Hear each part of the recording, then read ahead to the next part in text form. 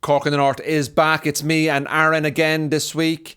My good man, Mr. Butler, who seems to be wearing a lot of Lonsdale clothes, which is touch. I'm totally fine with each to their own. Each to their own. So yes, ladies and gentlemen, thanks very much again for watching, liking, sharing and subscribing. Got some exciting news coming up in the next couple of weeks where you're going to get. We got different things happening on the podcast all the time, as well as Aaron featuring quite a bit with me. Load of great guests being booked in. Come see me on tour. Belfast, Dublin, probably is sold out, I think, by now. I'm not too sure. Go on the website, go on the Instagram, at Andrew Ryan Comedy, andrewryancomedy.com. It's dead easy, straightforward. Thanks so much for liking, sharing and subscribing. But here is me and Aaron chatting absolute shit. Can I just say one thing, ladies and gentlemen, before we start this podcast? I'm going through a process of personal development. Sure, let me hear that. I have been learning how to improve my speech. Okay. Have you ever done anything like that before? No, I'm too ignorant. Right. My speech is perfect as it is. So why should I have to cater to other fuckers? So as I've been trying to sort of took my finger out of my arsehole and decided to actually really ramp up comedy. Sure. In terms of, I've always worked hard, but I've probably worked hard in maybe the wrong side of the road. Yeah. Sometimes, because to me, doing comedy to me is all about being funny on stage. Sure. Be the funniest you can possibly be on stage, and you can't then get ignored. I agree. But you can. But you can. But you can. So I've decided, obviously, doing this podcast and doing things differently and taking risks and failing and learning and trying again. It's all part of life. I think COVID really changed my mindset about life. Mm-hmm. But one thing that I've noticed is when I watch myself back on podcasts, because I'm trying to learn all the time. Okay. You know, anything we do in life, we're trying to learn and improve. Yep. I've noticed, as well as in my stand-up comedy, because I've been filming comedy clips a little bit more, certain things creep into your voice. Right.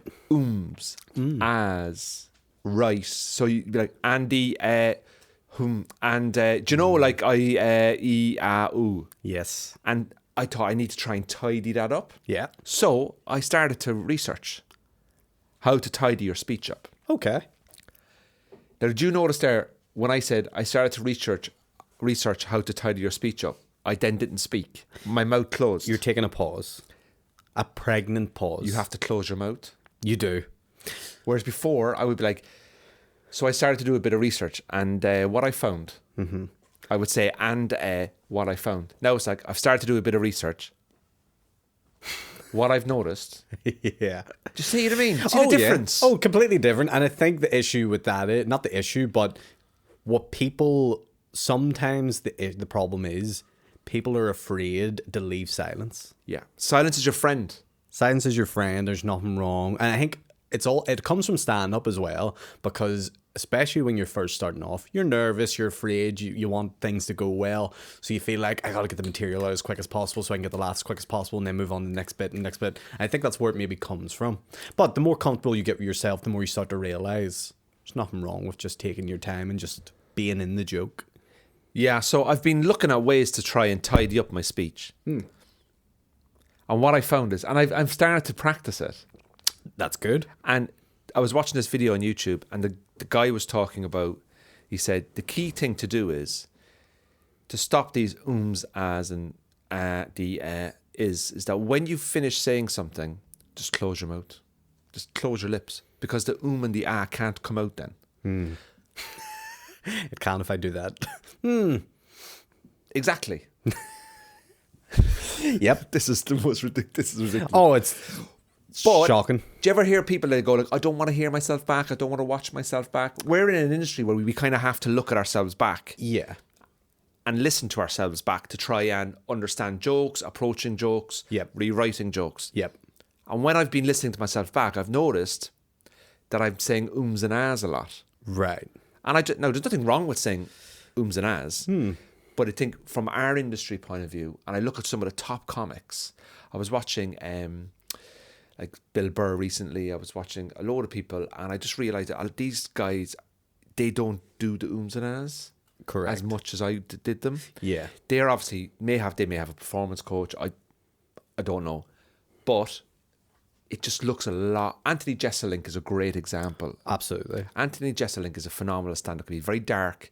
I love dark humor. Yeah. He's just, it's just so much fun to listen to his jokes. But he has every word so tightly constructed. And I listened to him on a podcast, and he says it takes me years. Oh, yeah. And if you watch him, there's no there's no ahs. It's just like joke. As soon as the joke lands, his mouth is closed. Yeah. He's like this, and then the dog died.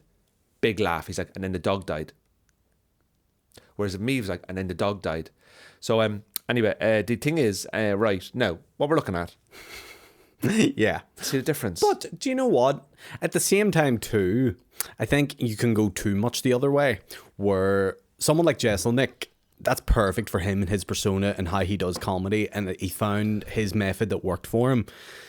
I think you can get bogged down sometimes in, you don't want to be too scripted, too robotic. Yeah, because that was my original problem when I first started like 12 years ago or whatever, was I would show up to gigs with basically a script, and I would have it word for word written on a page, and I would, like, if I missed a word or if I missed a comma or whatever, it ruined me to the point where I was like, I no matter how well the gig went, I would always be like, fucking missed that one sentence, or I missed that one, I changed the to and something like that. And for me to get better in comedy, I actually had to go the other way, where I had to learn how to loosen up and just be in the moment and be with the crowd and enjoy the process of just thinking through the joke as you're saying it and sort of keeping it fresh. So I think it's a mix, isn't it? It is a mix, because you also want to be very natural on stage. Yeah. And like for me, I think because I compare quite a bit, I'm well able to talk to the crowd and, like, have the crack and take the piss or whatever, like have a bit of fun with them. Mm-hmm. But I also think, like, I suppose it's that kind of mindset, isn't it? Like, you keep doing the same things, you're going to get the same results. So I thought, like, I'm just going to try. I'm still going to have the ums and ah here and there. Oh, yeah, but I'm just not going to have it as in the frequency that I probably would have. I just need to kind of tidy it a bit. Well, yeah, I do still believe in the principle of consent. Nah, that's out the window. It isn't. Consent is key, just for the lawyers watching this. I still believe in the principle of the quicker you can get to the punchline of a joke, the less filler words you can have, the better a joke is, essentially, you know what I mean? So the likes of the ums and ahs and oohs and thus and blah, blah, blah. Like, the more of those you can cut out and the quicker you can get to set up punchline, more joke you can get in an hour. Like, I'm obviously a fan of that, but yeah, there has to be a balance of writing, performance, looseness with something, whatever's happening in the room. It's a whole fucking thing, isn't it? Yeah. So that's one thing that I've been working on, trying to get like that kind of stuff tidied up. Is there anything in your life that you wish you could do, that you could do better at the moment? I wish. It's hard for me. I was thinking about this today, actually. Funny you're asking. It's hard for me to get in this year, particularly, to get into a routine of, these are the days I write, these are the days. And the reason why it is, the first part of the year I was doing a musical, so it was very hard to fit in stand-up around that. I did manage it, but it was just very difficult. Then I'm doing a lot of traveling this summer, so I was in Orlando, I go to Uganda next week, I flip and go to New York after that. So when you're trying to fit in, doing your writing and doing your performing and stuff, like, it's hard to just I would love to just be in the country for a solid year. Like a year, just to like be like, Monday I wake up, do this, Tuesday, blah, blah, blah, and just have like a nice routine of writing. Because I believe, I don't know if you feel the same about this, but I feel like the writing of stand-up is the real work. Like, that's now, to an extent, now don't get me wrong, you might do a gig where it's like, this gig is to 8,000 people in a big arena, and you obviously have to get into your mindset and you have to really concentrate and focus when you're doing a gig like that. But, performing at Lavery's, say, for example, as opposed to writing for Lavery's, is totally much more difficult than actually getting on stage at a Lavery or the Empire, whatever. I'm just giving an example. Because if you're doing something quite regularly, you have to write for it. Oh, yeah. Well, you should be writing material all the time, and when I do, I do Lavery's pretty regularly, I do Pug Uglies pretty regularly, Limelight and all those other clubs. I do have that fear of, I don't want to do, the same old stuff, but look, you do have to throw in some old ones to get, started or It's a whatever. comfort zone as well. It's a comfort zone thing, and then it's also. But I always try to make sure if I do one of those gigs, I've at least got one new bit to try out, and it's a good. It has to be a good bit that I've sort of written and focused on. I've set that day and whatever. Mickey Bartlett had a really good line that he told me before, and he got it from someone else. I don't know who, but he was like, "All you need to do is be funny for 1 minute every week. If you can be funny for 1 minute every week, you've got an hour in a year."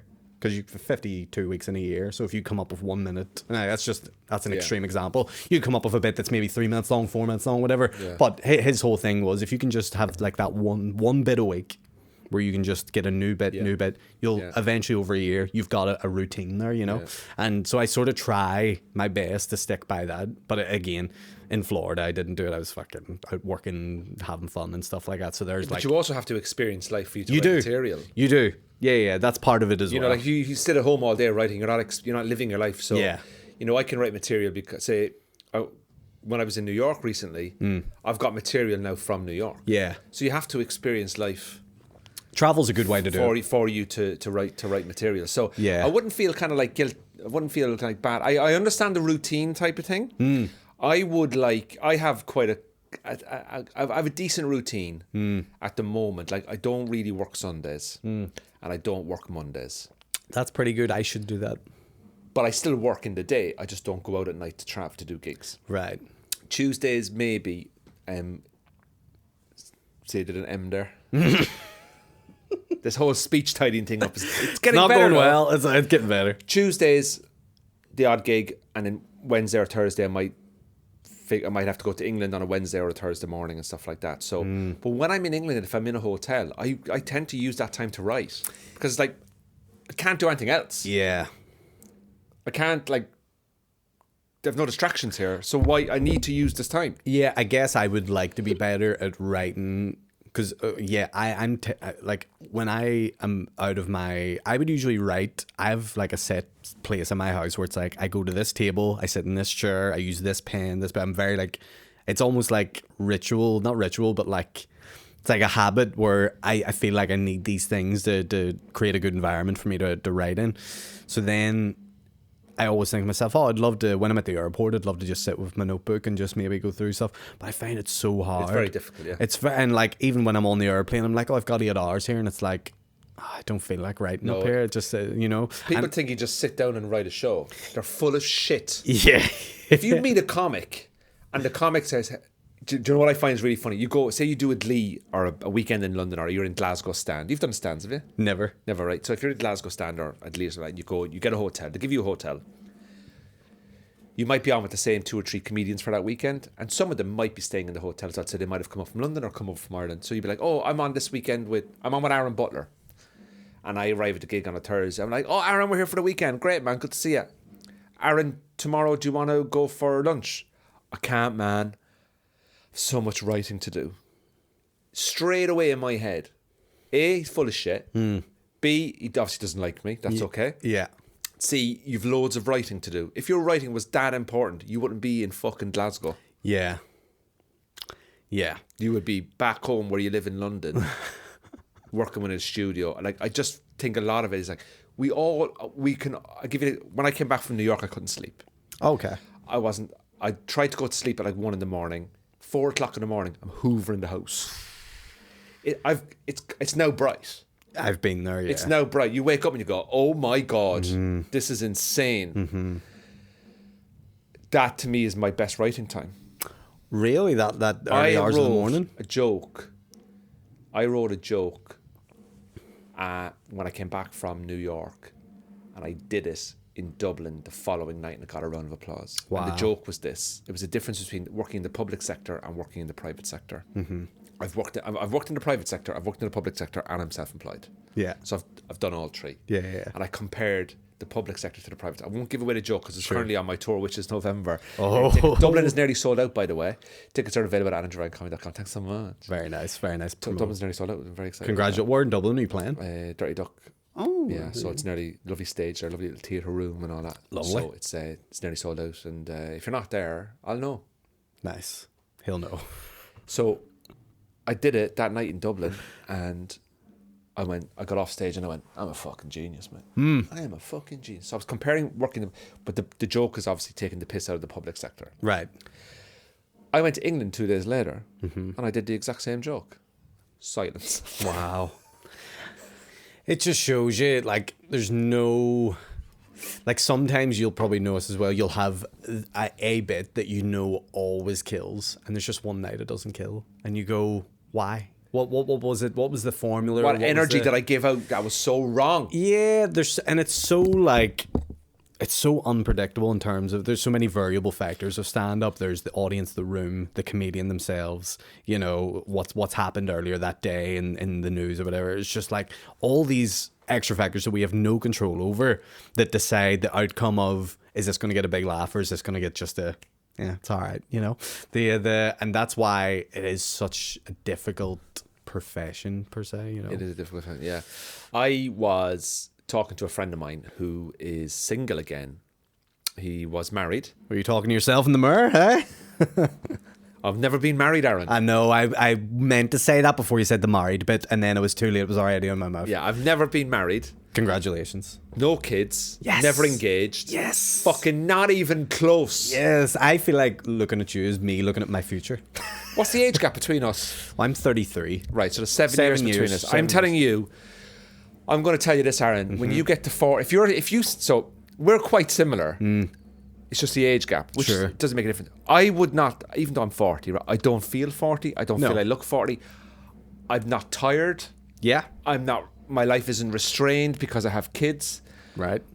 I genuinely get a lot of fulfillment in my life from the activities that I do. I have hobbies. I have 4 friends.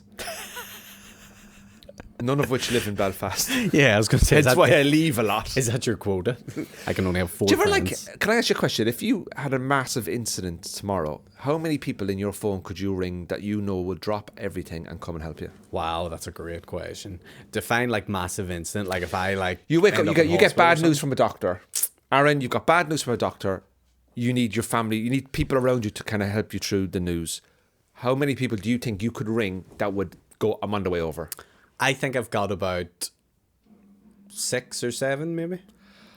You're not allowed to use your family. Yeah. These have to be non-blood related people, because family's a bit of a given. About Even 6. though if you might not like your family, they still have to turn up because of your family. About 6. You genuinely have about 6. I think so. I think I've 4. I think that's good. But as you get older, that 6 will become 4. That'll yeah. So I'm gonna lose 2 You're people gonna, over the next 7 years. Because you lose people in life as you go forward. Well, you do, yeah. Not lose them in the sense of them dying. Yeah. You lose them because their life is totally different, because they have children, they have mortgages. Yeah. They may move away. I'm from Cork. I've lived in the UK. I have friends in Dublin that I grew up with in Cork. I have friends, people in Australia. I've got friends in Manchester. I've got friends in London. I have friends in Belfast, Dublin, and obviously Cork. So if I was to say have a big 40th birthday party, it's impossible. It wouldn't work. You'd have to do it on Zoom, and no one wants to do that. It's impossible. So for my 40th, what I did was I went out for a lunch with my family. Lovely. That was paid for. I went to my friend's house in England and we had wine and cheese. And I went to New York. Simple pleasures in life. That's all it is. You don't need to overdo it. So you have 6 people that you could call? I think so, yeah. If it was like, who wants to be a millionaire? Who's who you want to call? Yeah. No, I do. You think you've got 6 people? I think I've got about 4. And I think that's pretty good. I think so, yeah. No, if I needed somebody here urgently, like for example, I've got friends in Belfast, like for example, if I rang you tomorrow and I was up to I was fucked, I know that you'd help me. Yes, I would. Yeah. Now, and I would do the same thing for you. Of course. But you'd probably send me an invoice in afterwards. Absolutely, yeah. You know how I work. You know what I mean. you know nothing's for free. Kendra, can I put this out as content? You know the way you've had your leg amputated? That'd be good content. I'm a videographer. I've been to Uganda. Oh, if I haven't been yet, I'm scared to go to Uganda, man. You'd be grand, man. Yeah, I'll be all right. Uganda's great. Let's just Google Is how many it? people get killed in Uganda. Oh yeah, let's do that before I go there next week. Why can't we Google how many people live in murder Uganda? rate in Uganda. Here we go. Let's Google it. 10% of cases per 100,000 people. Oh, well, that's good. So Homicide rate of Uganda has slumped by 8.51%. from 10% per 100%. So you know what's down? It's on the down. Uganda crime rate, Jesus, 10% of per 100% population. So 10% of crime per 100%. Uganda murder. Is it? I'm just googling. Is it safe for Aaron Butler to go to Uganda? I'm actually going to Google it. Is it safe for Aaron Butler to go to Uganda? This feels like a magic 8-ball. Aaron Butler Twitter. That's me on Twitter, yeah. What does my Twitter say? I'm gonna, do you know what? I think Uganda would be fine, man. Yeah. You might come back out of there with 7 or 8 people you could ring if there was an emergency. you might come back out like, you know. Yeah, I'm looking forward to it, but I'm also terrified. How long are you going for? 11 days. And is there much to do there? I know nothing about it. It might be the Las Vegas of Africa. I don't know anything about it. I have a feeling it won't be. Is it a nice spot? I don't know. 2 for 1 on pints? Well, let's put it like this. I've been advised not to drink any water out there unless it's bottled and put through a filter. So I don't know if But you do that in Spain anyway. You drink through a bottle in Spain. It's not fucking different. I'm bringing have you ever heard of a life straw? I thought you were going to say I'm bringing a bodyguard. I might. You're bringing a life straw? Yeah, so What's that? it's basically like a plastic bottle like yours here, but it has a straw built into it. And by definition, you can look this up on YouTube, you can literally drink piss through this straw and it'll filter out anything and just turn it into water. Swear to God. People take this, put it in dirty water in the street. Straw. Life straw. So this is what... Opposite Jesus. Oh my God, 22 quid on Amazon. Yep. Life straw, personal water filter for hiking, camping, travel and emergency. Now mine is not that one. Mine is the bottled one. So it's like 50 quid or something, of course. Is that it here now? I think it is. Yeah. Yep. I've seen them. So, But it's a filter. what you do is you pour your water into it, and then when you suck through the straw filters the water. Now, I'm not going to be drinking water out of the toilet with it, but I'll certainly be putting any bottled water in there. But you're going to be going to a place where people work, so you're going to be quite is it a safe country? I mean, we know that 10% of every 100,000 people get murdered or robbed. So your chances of you being is very slim. Yeah. You're from West Belfast. Oh, I think yeah. you'll be fine. Yeah, I'll fucking knock them out. If you over there just building bonfires on the fucking Twitter, just getting shit done. Like. Instead of burning the Irish flag, you're burning the Rwanda flag. Fuck them. Uganda, Rwanda, the Celtic and Rangers of Africa. They'll all be voting Sinn Féin by the time I leave. But yeah, it'll be all good. Here's something I've wanted to ask you. Do you watch the Late Late Show? Yeah. What do you think of it? Well, it's an institution. Yeah, what the Irish people think of the Late Late Show. Oh, listen, there's people out there. It's a Friday night show. Aye. It's a big tradition in Ireland. So it's only one night a week. Friday night, and it's only on. It's off now for the summer. So Ryan Tubridy is the host. What do you think of him? I like him. Right? Obviously, he gets attacked every single day because does. people think he's shit. Yeah. I like him. I think he's a very good radio presenter. I think his heart. I think he's listen. He's got one of the biggest jobs in Irish television. You're following Gay Byrne. You're following Pat Kenny.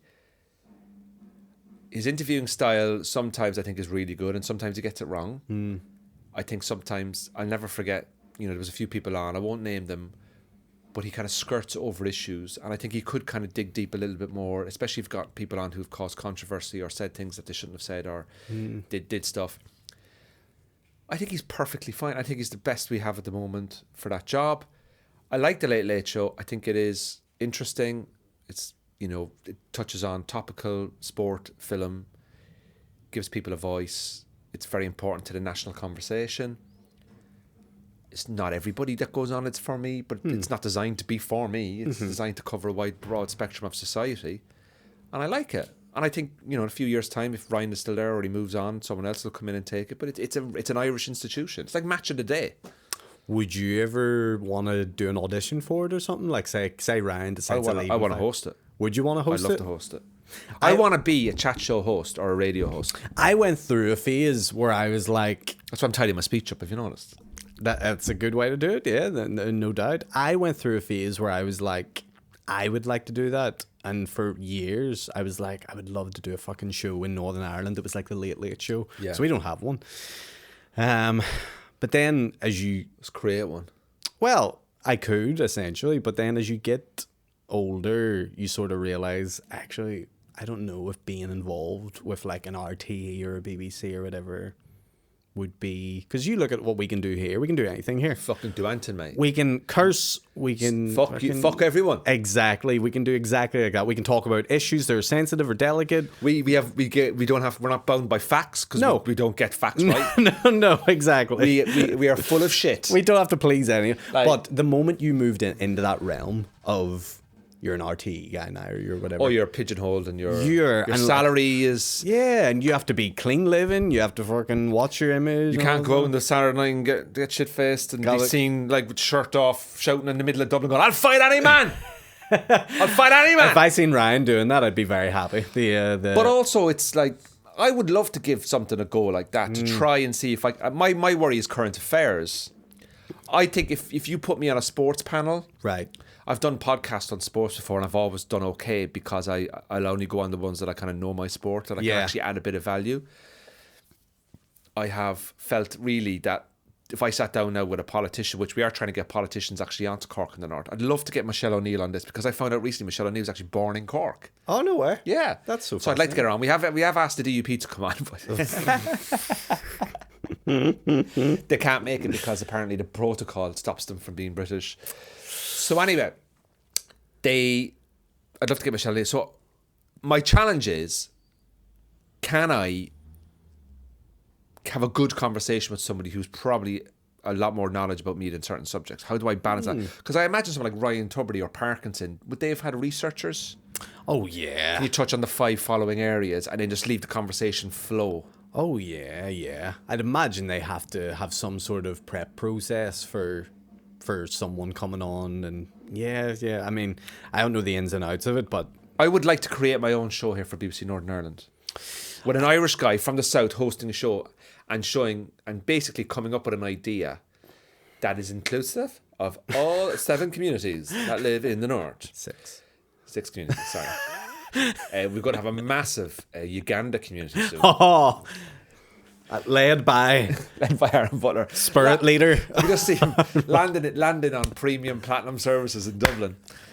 I met these lads over in Uganda. Good crack. Here, I got a job for you down in the Holy Lands. Yeah, they're doing an African version of Come Out You Black and Why do you ask the question about RTE? Oh, just because I'm fascinated. Because that's like you probably grew up with that. Show, yeah. You grew up with that, and so we didn't have that, and I was always maybe being in the north a little bit envious and jealous that why the fuck don't we have? What have you got? Stephen Nolan? Is that your closest thing? Yeah, and Pamela Valentine. She's alright. I can't take that. I love how you called her Pamela Valentine. By the way, that's funny. No, he said Valentine. Is it Valentine? It's Valentine. Pamela Valentine. Pamela Valentine sounds like someone that sells cards on Valentine's Day. I went to Pamela Valentine's. I got this really good teddy bear and some socks. Yeah, we have Nolan, and Nolan's a fucking loser. And send him that clip. Tweet him it directly. Is he? Oh, I don't know anything about the guy. Is he a nice fella? Like, what's he do? I know. I listen to him. Don't get me wrong, but I don't know. This is the thing when I listen to people on BBC 5 Live or something like that. I'm not really interested in their personal life. My issue with Nolan is, number one, he's overpaid. Number two, I think he creates more division in the country than he does bring them together. Okay. And because of that, I think he's just a cockhead. And do you think he does it for ratings? Oh, 100% he does. I'm trying to think of who's the American I would compare him to. Do you know that guy, fucking Alex Jones or whatever? Oh, yeah. Infowars. He's basically Infowars. He's not Infowars, though. He's not as extreme as Infowars. Infowars is lies. And I know it is. There is aliens living in California, and John F. Kennedy Jr. is currently in the White House. He's dead, mate. He's fucking dead. That's who he reminds me of. Oh, does he? Just because of his character and his whole... The DUP and shit, and you're like, relax. Just relax. But yeah. Do you think he hypes things up when he shouldn't be hyping things up? I just think when he does those shows where he gets like people in the audience to do a panel and stuff like that, I think he aggravates it more than he helps the thing. So I think, and again, I'd love to do those panels. I just look and go, really, out of everyone in this country, that's the talented guy that we found, or that's the guy who's like the biggest or the best fucking journalist, broadcaster, whatever the fuck he labels himself as. Like, this is the best we've got. Like, that's why I think when I look at him, I fucking detest the guy. Like, no, they have those like. Is producer Sean here? Yeah, they have those shows where it's like they took these regular kids like from this community or that community, and they're going to talk about this issue, or regular parents or whatever, just random people, right? But it's fucking cherry picked people who are they're like, you know, Sinn Féin youth, or you know, like young members of the fucking UVF or something, like, but they present it as like, this is what like every kid in the country, it's just quite, like, and it's like some kids going like, fuck you, you know, and like, fuck you, man. So it just paints everybody as like this real And aggressive. now I do remember Paddy Keatley had a late night show. And I think it may have been once a week on a Friday. It was called PK Live or something, PK Tonight or whatever like that. But I only think it had like a 1 or 2 year run in it, to be fair. And I don't think there's enough going on in the north of Ireland celebrity wise. It has to be a topical show with regular people to fill the content. But then I think that's those sort of shows. I'm starting to think now, the late nights and the Tonight shows, even the ones in America and stuff, I think they're starting to become stale to an extent, just because, and I think the reason is because of podcasts, because people are now just sitting down, putting the podcast in their ears, 1 or 2 hours, unfiltered, unedited interviews. People like it. When you go to a Tonight show or whatever like that, you know, they're chopping up things, they're doing like little antidotes, and they're almost like, it's all set up, it's all scripted, it's all set up, and people are starting to become savvy to that oh, you know, this isn't as real as, you know, me putting on a conversation, a long form podcast, where you maybe find out more about a person, you get more into it and stuff like that, and people can listen to it while they're working out or in the house or whatever. So yeah, I start to think then, my thing isn't what is not let's get the Tonight Show or let's get a gig like the Late Show or whatever, but what can we create that is the next best big thing that maybe isn't a podcast but maybe is inspired by one. Well, or Tommy maybe... Tiernan has it down south. His love chat that. show, which love is that. Basically, Tommy Tiernan has a chat show on RTE. Big fan. He has 3 guests on every episode. He doesn't know who the guest is, so he doesn't have to do any research. He's like, I like the fact that it just turn up. Fred Cook, who's been on this podcast, introduces the guest. Your next guest, Tommy, is Liam Neeson. Liam. And Lee sits down, and they don't know what they're going to talk about. And he just goes, how are you? And he's like, good.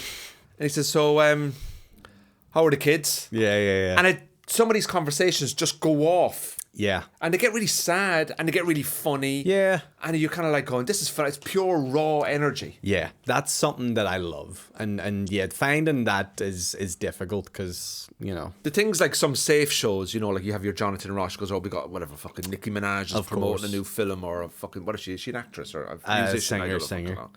Rapper. And you've got someone come in and goes, oh, Nikki, you were over in New York recently. Yeah, what happened? Because we've been told to ask you that. And she goes, I slipped on a shoe. And next thing you know, it's, yeah. Nikki. So your album's out next week. Whereas sit down, you go, you want someone to go, oh, are you all right? Fucking sick of living alone. Yeah. You're like, oh, I like this guy. Yeah. Or woman. You want realness to an extent, but you also want entertainment as well with that. And so find it. But I do enjoy that Tommy Tiernan show you're talking about. Yeah, so I think the North needs something. What could the North do that can bring everyone together for something that's creative, unique, different, entertaining, funny, insightful, educational, and downright sectarian?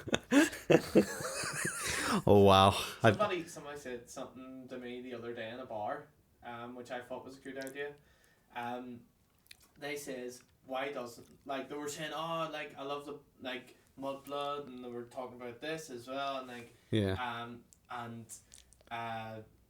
says, why does everybody have their own Patreon? Why doesn't, like, all the podcasts come together and start, like, a Netflix service for, like, all the Northern Irish, like, podcasts? Money. That's why they all have their own individual Patreon. Yeah, but, like, also, it's like, see if I could just watch it all in one. I know what you mean, actually. Or if there was, like, a bigger production version. A website for Northern Irish comedy only. The issue, podcasts. yeah. The issue is getting everyone on board. That's a dead. No, that's not going to work. It just would never. I mean, look, yeah. You would almost need like. I do not want to be associated with Paddy McDonald. Yeah, any more than we already are. I'm joking. We love Paddy. Of course. But look, I actually love the idea as a concept, but executing that idea is just a nightmare because you would almost have to have like a Netflix where you have to employ somebody to do it, and they have to take a salary. Yeah, and then it's like. Yeah, I'm trying to think. You also do you know logistic because Mark McCartney. You know Mark McCartney? Have you ever heard of him? I know that name. He's a comedian up north, like, but he hasn't really gigged an awful lot recently. He is trying to dabble back into it, but he has a big following because he did like a bunch of videos and stuff and really, really good stuff. And he made his own subscription service, so it's called McCartney Plus, and so it's not Patreon, it's all just him, and he's like now the issue I find with that is here's the benefit of it. You don't have to pay Patreon a fee, they don't take a percentage, you keep everything, but excuse me, the downfall of it is I feel like, number one, it has to be coded really well.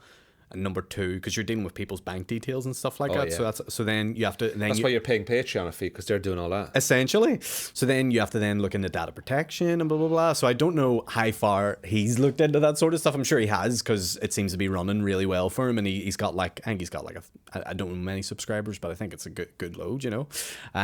But yeah, so that's the two ways you can really do it at the minute, isn't it? Yeah, well, this podcast we will be doing as always, we're doing our free episodes every Thursday, 6 o'clock. But we will be doing a Patreon for people who want to sign up, £3 a month, £6 and £9. For £9, I come round and I shower you. I'll suck your toes. Can't wait to see the amount of gay fellas paying the £9 for that one. I have a feeling you'd be at the Kremlin quite a lot in the showers. So what we're going to be doing with this, because obviously you're going to see Aaron a lot more, we're also going to have free episodes, and we're going to have extra episodes, and it's going to work out like £1 an episode extra if you want to. We'll have special guests coming on. We're going to have a panel. We've got cool things coming on. We're going to try and get you involved. We're going to have a panel of foodies. Great fun. Panel of people who go out to fucking restaurants and get free food. We're getting them all in, and we're going to start fucking... I'm going to cook for them. We're going to cook for them. We're going to cook for them. Sports people coming up. We're going to try and get Stephen Nolan on. We get Stephen Nolan when you're on. I would love to have a chat with him. I really would. He had one conversation with me before. Did he? I made a video that went really viral about 10 years ago or whatever, and it was basically, the video was called I Need a Job, and it was during a time in my life where You had no job. I had no job and I had no employment, and so I did like this rap where I rapped 50 skills why I should get a job. So it was all like dependable, reliable, functional, resourceful, and it was all like, it went on and on for like 50 words or whatever, and I was like, here's 50 reasons why I should be employed. Hugh did big numbers, all the news sites picked it up a lot. Nolan phones me that night, right? DMs me on Twitter, what's your number? I was like, oh, here it is, blah, blah, blah. I was 22 at the time or whatever. I was just like happy that someone was acknowledging me. The BBC. Yeah. But if somebody from the BBC DMs you, it's a bit weird. A little bit, yeah. So he phones me, he goes, that's the best thing I've ever seen. You're so creative, so talented. He's like, I want to get you on board. Like, he goes, do you want to come on the Nolan show tomorrow night? I was like, fucking, yeah, sure, why not? And we can talk about it. So I was going to do a sit-down interview with like Nolan on the Nolan show. I get a phone call the next day at 3 o'clock. They're like, we're cancelling your Nolan show thing.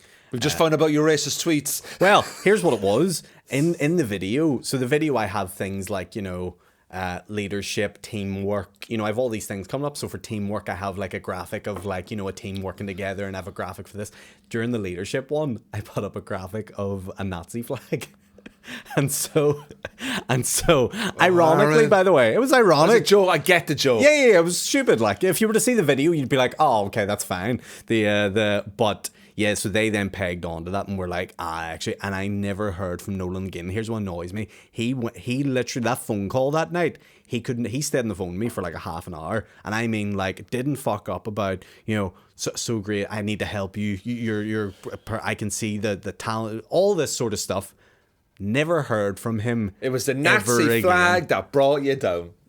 But from a comics point of view, I totally get it. But the BBC have to be so protective. Oh, absolutely. And I get that 100%. But it's the fact that he never had the decency to contact me himself and go, listen, mate, here's the crack. You know, it's the BBC. We can't have you. Like, if he would have did that, we would have been like, respect. Never even had the courtesy after giving me that big fucking phone call, blowing smoke all up my hole. Maybe he's not allowed to ring you because of you're a Nazi sympathizer. Yeah, and I am. The Holocaust never happened. But I think I get that joke. Like, I totally get that joke. Oh, and I get the BBC too. Yeah. But that's maybe another thing that put me off. Sort of, not that, because I did go on to work I still did work for BBC like after that. But it was more to do with, you know, if you create your own show, and I know you're working on panel stuff and things at the minute, and you're trying to get stuff off the ground, and I think that's great. But it's just, like I said, on the internet you can do whatever. Yeah. But when it comes to you doing work for a BBC and UTV, whoever it is, and do you know what? I'll tell you a good example of it. It's Paddy McDonnell, when he did the Blame game. Love Paddy. Think he's hilarious. But I could tell watching Paddy on the Blame game that it was a watered down version of Paddy, that it wasn't Paddy, Yeah. Paddy, you know what I mean? And he knows that too, I'm sure. Because you can't go into the blame game and fucking cunt and blah blah blah, you know what I mean? The not saying that's all Paddy does for humor, but I'm just saying, like, obviously, you know, Paddy can get wild. I've done the blame game. The radio or the TV? TV. Oh, you did the TV? did it, yeah. When did you do the TV one? A few years ago. Oh, I thought it was recent. And it's very nerve-wracking. Oh, yeah, absolutely. It's very nerve-wracking to do a TV panel show. And that was my first ever TV panel show. I got 3 rounds of applause. Good man. But I didn't get invited back. Why? Just didn't? No, don't get me wrong. It was good. There's nothing wrong with not being invited back. But you got to understand, there was 4 heterosexual men on the panel that night. And I can totally understand why Yeah. the BBC said, listen, we've 3 regular, you know, you've Tim McGarry, who's brilliant. You've Neil Delamere, Jake O'Kane, and Colin Murphy. Yeah. And now you want, this could not be made today. Yeah. This TV show could not be made today. If we went into the BBC, we've got a budget for four men. And they're like, going, we can't do that. So for me, so the owner's on it now, which is great. Yeah, absolutely. It's mixing up. And, you know, maybe one day I'll get another opportunity to go in there and do it. But we just have to wait and see. But I enjoyed it. But it is a nerve-wracking thing. Now, I don't know. See, the thing is, when Paddy's doing his stuff or when you're doing your stuff, you're not getting interrupted. Yeah. You're with other people who are like waiting for a gap To snipe in. to come in. Yeah. I've never did one. It's very competitive. Yeah, I kind of don't like that to an extent, which is... I've got this idea that I'm working on that I want to do, because this later on in the year we're going to do Cork in the North first ever live show, and we're going to do Southern comedians versus Northern Irish comedians, and we're going to have little rounds of stuff like I will host it. It'll be kind of things like, is this a news story from the North or is this a news story from the South? And each team has to discuss where it is. You're going to have a bit of... They're going to be wacky news stories. Yeah. Going to be loads of stuff. There might even be a news story that's actually from Brazil. And we're going to chuck it in. Yeah. To pretend that somebody think that actually happened in fucking Letterkenny. And then I'm working on like a few other ideas like that to get those things off the ground. And you're going to see how loose can you be with it. Yeah. And then is it transferable? It's obviously got to be transferable to a YouTube or a podcast, because you can just put anything out. But is it transferable to BBC One? Yeah. And it's a different game, man. Totally. It's like, you know, it's a different game. So It should be, yeah. It's just, you just have so much, there's so much more, you know, things you they have have, to be careful of. it's tax-paying money that's going towards that Yeah. TV show, like, you know. So you just kind of like have to wait and see. What have you learned? I was going to ask you about, like, you've kind of like, you have 6 people in your life that you can call. Do you worry? Because what I'm trying to say is, I'm at this point now, like, I've lived on my own more or less for 7 years, bar a few stints with some other people, COVID and all that. I'm worried. How long have you lived on your own? So I'm only a year so far. Fuck it, right. A little bit of a tip: if you live on your own, you kind of get set in your ways a bit. Oh, I'm noticing it already. Yeah. To the point where it's kind of like, no, that's why are you in my house? Yeah. Oh, You I become already very, have that. very protective of your space. Oh, yeah. Yeah, like, my biggest fear is, like, a friend calling, going, hey, I need somewhere to stay for a few days. You mind? No. That's my biggest fear. Well, I don't mind friends. I've had a couple of friends of mine recently stay over. Like, I don't even have a second bed. Do you know? It's just a sofa. Yeah, well, the bed and the sofa. I have my own bed. Yeah. Yeah, just a bed but your sofa is your spare room kind of thing. Like, your sofa is your spare bed. Well, it's not a in bed, but it's in where my guests living room. Yeah, where guests would sleep. I don't want people sleeping on it. I haven't had a guest over. I don't want anyone scratching their balls on my sofa. Definitely not my sofa. Mine's a nice suede sofa from DFS. I paid a lot for it. I had a friend of mine, a comedian, John Robinson, BBC 5 Live presenter, come and stay with me. I was actually on his podcast on the BBC 5 Live, but he did his Irish Odyssey. You can check it out. And he stayed with me for 4 nights. Wow. And I really enjoyed it. Yeah. Because I knew he was leaving. Right. Yeah. If it was like an open, You have to get into a mindset for visitors. Yeah. And I just think that, you know, I love my house and I love what I've done with it. And I'm very sort of like protective of it. And I realised I've only had like 6 or 7 visitors. But yeah, Chris Kent, who's a comedian from Cork, is very talented. He was up here in Belfast doing the support for Jason Manford. And I was over in England. And he stays in my house when I'm not even there. Oh, wow. Okay. So he gets a key. And whenever he's up, I'm like, just stay in the spare room, man. Don't pay a hotel. You can cook, you can have a coffee, you can have cereal in my house. You can watch TV. You don't have to fill 7 or 8 hours in the day, and you can just sit and chill on my sofa. But I've known Chris for 10 years. It's different. Yeah. Oh, no, yeah, I guess. I've no problem with that kind of stuff. Yeah, I'd say my close friends, I'd be happy enough to do that as well, because you know them and you trust them and things. Yeah, like I think it was one time, Paddy McDonald knows that I have like anxiety about people coming around and stuff. So after his Fela gig last year, he was going, after party at Arn's, and I was like, no, Paddy. He's like, Arn, I'm going to your house. I was like, no, Paddy. And he's only winding me up, like, but there was a fear. There was a genuine fear that Paddy McDonald might show up. I genuinely worry about people coming into my house. I don't mind 1 or 2 people here and there. Yeah. But there is a point sometimes where you kind of go, like, it's going to be judged. Yeah. My house a little bit quirky than normal. Oh, really? My colours and... All right. Like, I have a black wall. Okay. Like, 2 black walls either side. I've grey flooring. I've an orange sofa. Gold frames. It really works. It sounds nice. It sounds like something Liberace would live Somebody in. said to me, was like, this is bold, and it totally works. And my room is really bright as well.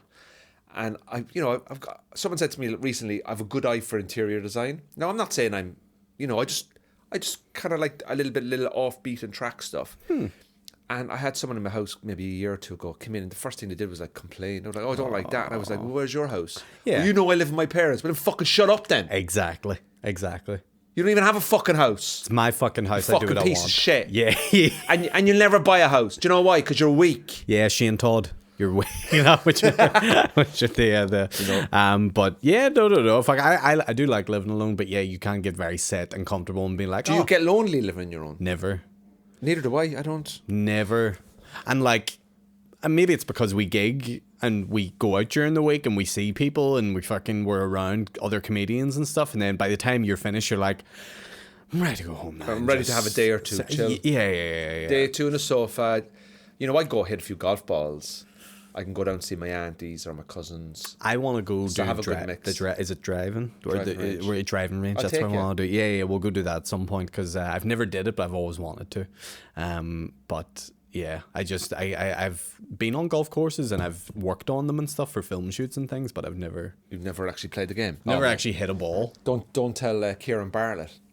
He hates it, doesn't it? Yeah. He was on this podcast and he just went, I hate golf. I fucking hate golf. Were you wearing like a ping t-shirt? Your man, the club's the way. I fucking hate golf. And I'm just sitting there going, okie dokie. Yeah. This is my hobby. And I know people don't like it. I fucking hate cricket.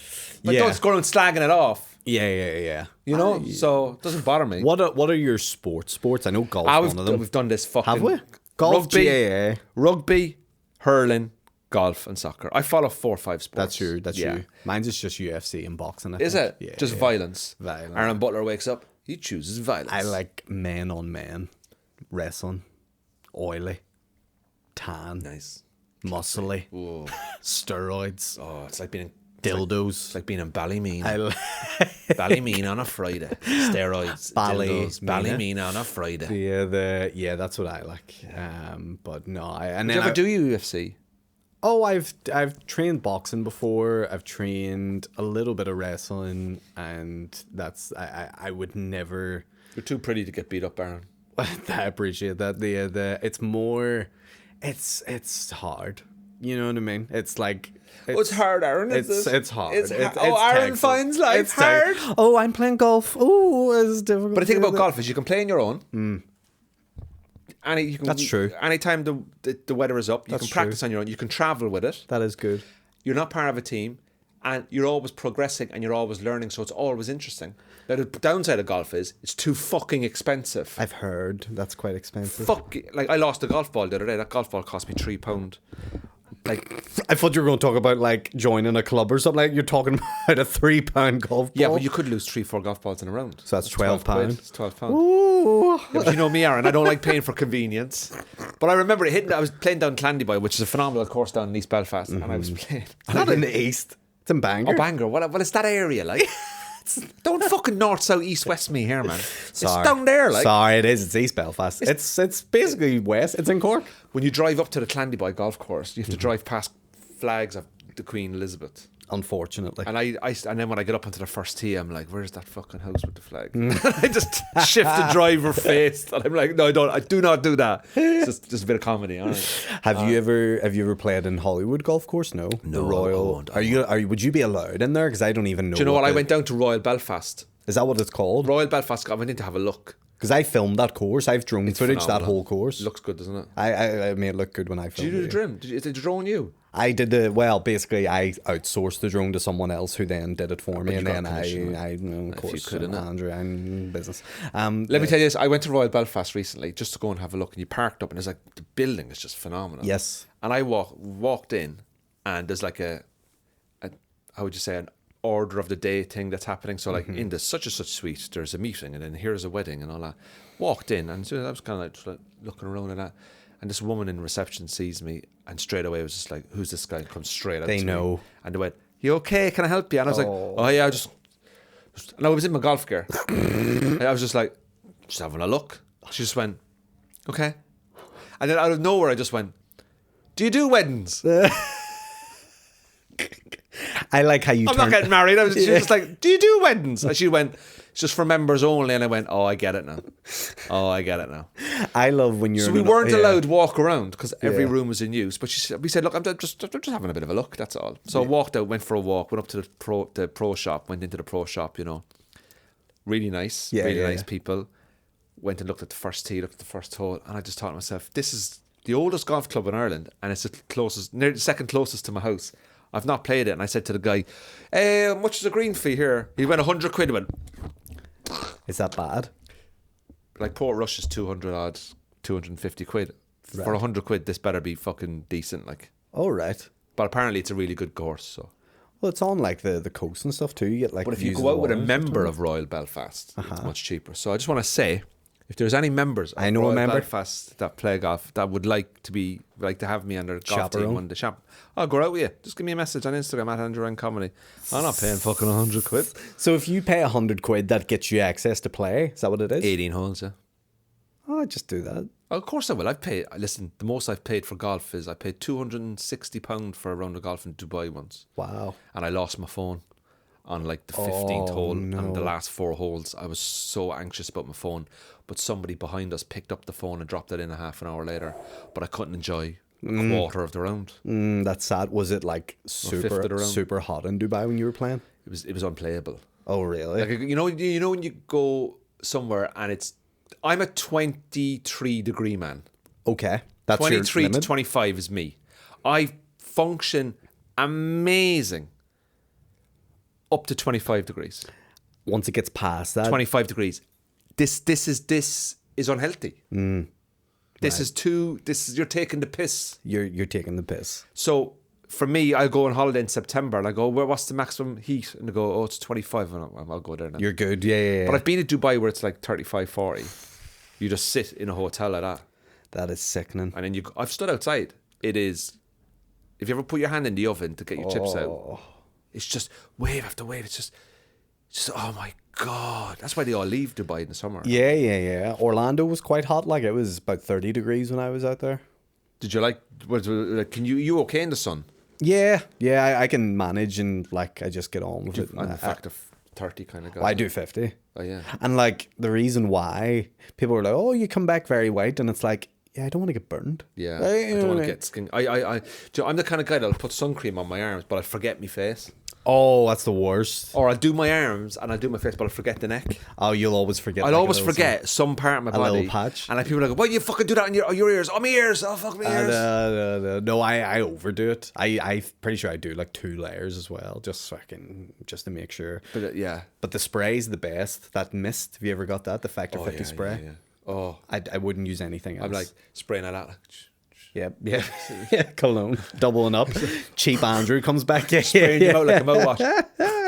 Even my tongue is protected. But what I know when seeing this country, I never wore sun cream. I always forget. And yeah. I did a shoot like a few weeks ago, and fucking the sun was blistering down. I had nothing on. I was like, it's Northern Ireland. Shoot. You had nothing on. Was it a porno? I fucking wish it was I had a nothing porno. on. I was doing a shoot. I had nothing on. Put that together in a sentence, Aaron. Look, my brain doesn't think sometimes, you know what I mean? We're not all trying to do speech lessons to become better comedians. How have you felt my speech has been today? Have I improved? Definitely the second part of this has been much improved, yes, I'd say so. I think you let yourself a little bit loose in the first part, but I think I've seen improvement over time, and that's all you can do. Well, it's great to know that, Aaron, because I have 4 friends that I would ring in a crisis, and after this podcast, it's great to know that I still have 4 friends that I would ring in a crisis. Look, I wouldn't bullshit you, just be honest with you. That's all I'd say. Do you want me to tell the truth, or do you want me to just... It's getting better, but these things take time, is it? To change your behaviour in life, no matter what it is, it takes time. It's a mindset. It can take weeks and it can take months. A pleasure as always. I am, yeah. Ladies and gentlemen, that's another episode of Cork in the North with the amazing Aaron Butler. You look at it, mate. If only this was plugged in. Oh, I would play a bit. Yeah, play a bit of that. I would. I'd do a bit. I'll get the app on my phone. Aaron, thank you very much for coming in again, as always. We're going to hear some great stories about Uganda, and also the British Home Secretary, Priti Patel, announced that there's been people gone missing in Uganda soon. I imagine, like, Northern Irishman, Aaron Butler, and it's 2 tins. It's 2 tins. 2 tin Butler. 2 tins. Just seen in Uganda, just spraying factor 50 out. Going, fucking hot out here, lads. On the kids too. You know a bit? Just as great drying out here today in the clothes. Anyone else thirsty? Where's my life straw? Thanks very much, everybody.